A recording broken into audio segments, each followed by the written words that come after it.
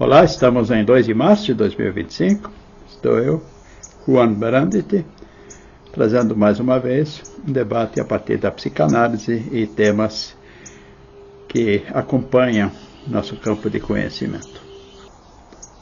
Neste momento quero falar alguma coisa sobre inveja, em especial no que isso repercute sobre a criação dos filhos e depois na vida adulta.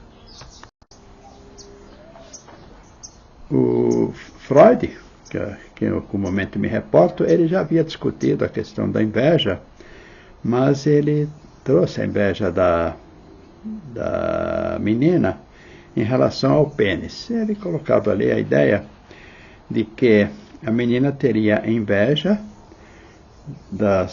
dos meninos, porque estes têm vantagens, que essas vantagens então decorreriam dele possuir um pênis. E ficou essa colocação, que é um pouco forte, né? Inveja do pênis. Seria melhor dito, inveja de quem é portador de um pênis. Contemporaneamente nós vemos muitas meninas, a partir dos 12, 13 anos, que trazem essa marca, né, da inveja do pênis e querem se masculinizar. Então trazem aí a proposta de usarem indumentárias masculinas, usarem cortes de cabelo masculinos, usarem cores que remeteriam mais ao masculino. Isso inicialmente, né? Mas a coisa às vezes descamba a querer evitar que os seios cresçam e no final, no meio do caminho disso, começam a querer identificar-se com um nome masculino e participar de grupos masculinos. Depois chegam mais adiante com o absurdo de uma pseudociência, porque a pessoa pode chamar de pseudociência, algo não ético, né? Algo forçado, de proporem realmente transformações corporais que eu considero totalmente inadequadas e extremamente prejudiciais à saúde mental dessas meninas. Mas é isso que está acontecendo contemporaneamente, né? E existe aí uma ilusão dessas pobres moças de que elas então adquirem um estatuto social diferenciado em que elas podem se portar como aqueles que elas invejam. E, nesse sentido, entra uma homossexualidade vista já não como homossexualidade. Porque aí, intitulando-se de modo masculino, podem então desejar uma outra menina.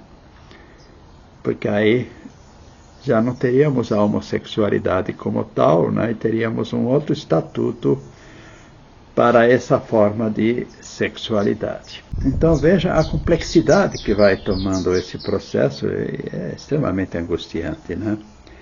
Essas moças às vezes chegam à nossa clínica e é muito difícil até o início, porque qual é a identidade que ali está presente ao analista, né? Se ela vai num psicólogo que está presa a esse tipo de ideologia, ela vai ser tratada ideologicamente. E vindo da clínica psicanalítica, isso não pode acontecer. Então ela deve ser tratada dentro da realidade.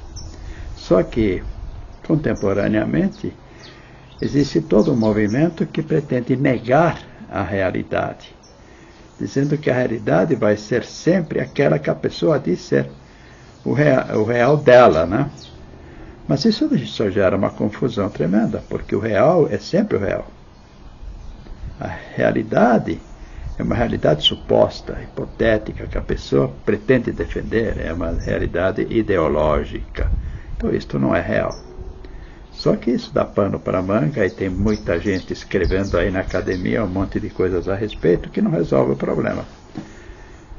Isso até desde o Freud também já vem essa muita questão, e a psicologia contemporânea é bem confusa, suportada em filósofos também bastante confusos, né, dessa linha pós-modernista, né? em que pessoas como Foucault são referência, né? E Foucault e seguidores. E aí tem essa coisa do queer e esse feminismo absurdo, Judith Butler e coisas assim. Então nós precisamos parar para dar uma boa olhada no que está acontecendo com as crianças hoje, né? Não dá para seguir esse monte de ideologia se a gente está vendo que tem coisa ali que está escapando a um bom senso relativo ao real que se apresenta. Bem, mas vamos entender essa questão da inveja. Depois de Freud, houve uma autora chamada Melanie Klein que discutiu profundamente o tema da inveja, estabelecendo o início da inveja no bebê. Então ela colocava o bebê invejando o quê? Beijando o seio. Porque o bebê não teria a noção da mãe, né, como um ser completo, seria sempre um objeto parcial, né, o seio. Então ele teria inveja do seio porque o seio contém todas as riquezas. Contém o leite, né, que é o máximo para um bebê. Depois invejaria a mãe também, porque a mãe tem os bebês dentro da barriga. Aí, inclusive, ela inclui o menino que também, o bebê menino que também teria inveja da mãe, nesse sentido. Eu estive debatendo muito o pensamento de Melanie Klein, principalmente a partir de uma obra dela, intitulada Inveja e Gratidão. Então você vê nessa obra que ela reporta sempre a inveja ao bebê, porque ele inveja o seio e a mãe. Eu fiquei pensando, como é que você pode falar de inveja se inveja exige, a ideia de inveja exige uma certa abstração, e um bebê, até onde ele poderia abstrair alguma coisa? Então ela só vai captar a inveja numa fala de um adulto que vai se referir a uma experiência infantil. Mas como poderá este adulto estar certo de alguma coisa dele quando ele era bebê? Não. Então, ela, Melanie Klein, partindo do seu conceito, ela deveria talvez apontar para esse adulto, né, olha, então, que tal se você pudesse confirmar para mim que, na verdade, você estava com inveja do seio da sua mãe? E este adulto, se referindo a uma experiência infantil, ele talvez dissesse, acho que eu poderia dizer isto, né? Eu estou forçando, não é assim que acontece uma sessão clínica. Estou querendo facilitar aqui para quem me segue. Mas vamos pensar um pouco diferente. O que eu estou vendo hoje com muitas pacientes? Elas têm inveja do seu bebê. Aí sim. É impressionante como muitas mulheres atualmente têm inveja do bebê. Porque o bebê tem algo que elas não tiveram e não estão tendo. Elas, essas mães, não se sentiram bem acolhidas pelas mães. E agora invejam o bebê. Só que não conseguem ser diferentes das suas próprias mães e, novamente, não dão a esse bebê o que esse bebê espera. Mas que bebê é esse que essas mães não conseguem satisfazer? São os bebês meninas. Os meninos não. É impressionante como as mães costumam proteger os meninos e não gratificar as meninas, e às vezes reagindo de um modo bastante forte, de modo negativo, à aproximação desses bebês meninas.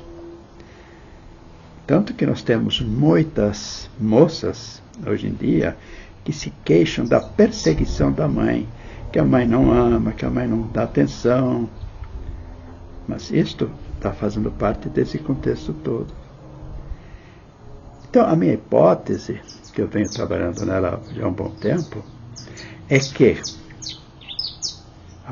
pegando o exemplo de Melanie Klein, que ela perdeu um filho, um menino, tá, um jovem, e teve uma filha que desenvolveu uma raiva tremenda em relação a ela. Inclusive, essa filha chegava a entrar em programas de rádio na Inglaterra, nos anos 30, para falar mal da própria mãe.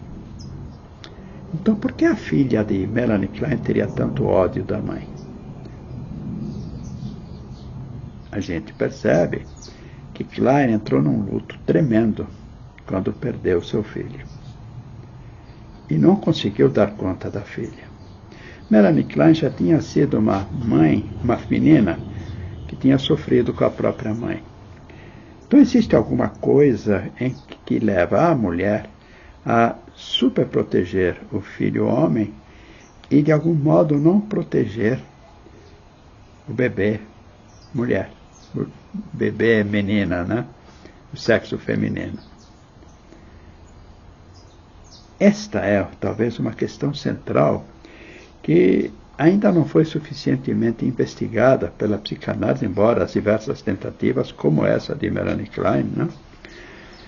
E aí se coloca tudo por uma questão edípica, eu acho isso muito simplificador, não dá conta discutir isso por Édipo, até porque hoje tem tanta criança sendo criada sem presença de pai, tem gente até que nunca vai ter um pai, porque já são criados quase como chocadeira, né? Então, quase, né? Não estou dizendo que seja assim, mas não existe essa questão edípica da forma que está sendo pensada. E às vezes existe um pai presente, mas existe esse ódio.